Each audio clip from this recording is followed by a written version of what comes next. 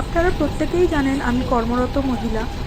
আর ছুটির দিনে সারা সারা ব্যস্ততার মাঝে দুপুরবেলা যদি বেরোতে হয়, সত্যি বলতে কি খুবই কষ্ট হয়। কিন্তু তারপরেও আমি দেখেছি যদি একটু কষ্ট করে বাড়ির বাইরে বেরোনো যায়, তাতে আপনার মন খুব ভালো হয়ে যাবে। শরীর হয়তো খারাপ লাগবে কিন্তু মনটা ভীষণই ভালো হয়ে যায়।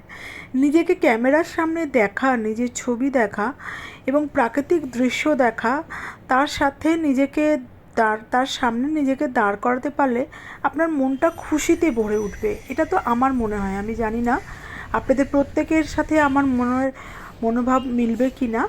তো এই রকমই একটি ছুটির দিনে আমি একটু জোর করেই এই গরমের মধ্যে বেরিয়ে পড়েছিলাম।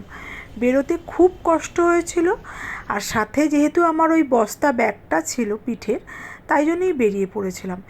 বেরিয়ে পড়ে যথারীতি একটি জায়গায় পৌঁছে অত আলোর মাঝে ছবি তুলতে ব্যস্ত হয়ে পড়লাম এবং ভিডিও তুলতেও ব্যস্ত হয়ে পড়লাম।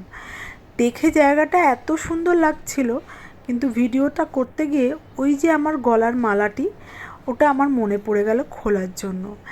মুচকি একটু হেসেও ফেললাম। তারপরে আমি যথারীতি আবার ভিডিও করতে শুরু করলাম। জায়গাটা এত সুন্দর লাগছিল, নিজেকে যেন একটু বেমানান লাগছিল, কিন্তু তারপরেও আমি যেহেতু একাই গিয়েছিলাম একটু বেশ ঘুরলাম। বেশিক্ষণ ছিলাম না, তারপরে ঘুরে খুব খিদে পেয়ে গেছিলো। তারপরে ফিরে এসে রাস্তায় বেরিয়ে মোমো খেলাম। মোমোটা খুব একটা ভালো ছিল না, একেবারেই ভালো ছিল না।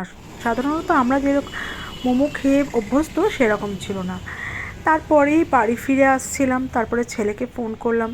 ছেলেরও খিদে পেয়েছে, আমারও খিদে পেয়েছে। এবারে বিকালে রান্না করার কথা ভাবলেই তো জ্বর আসছে। তাই ভাবলাম বিকালে রাস্তাতেই কিছু খেয়ে নিই। আমাদের বিটি রোডে একটি ধাবা আছে, যারা এদিক দিয়ে যাতায়াত করেন সিটির মোড়ের নিয়ার বাই একটা ধাবা আছে। ওই ধাবাতে এই দুটো জিনিস আমার খাওয়ার ইচ্ছা হয়েছিল, যেহেতু মিক্স ফ্রায়েড রাইস এবং চিলি চিকেন খুব ভালো লাগে আমার খেতে, খুব ভালো কম্বিনেশন। কিন্তু খাবারটা খুব একটা ভালো ছিল না বলা বাহুল্য।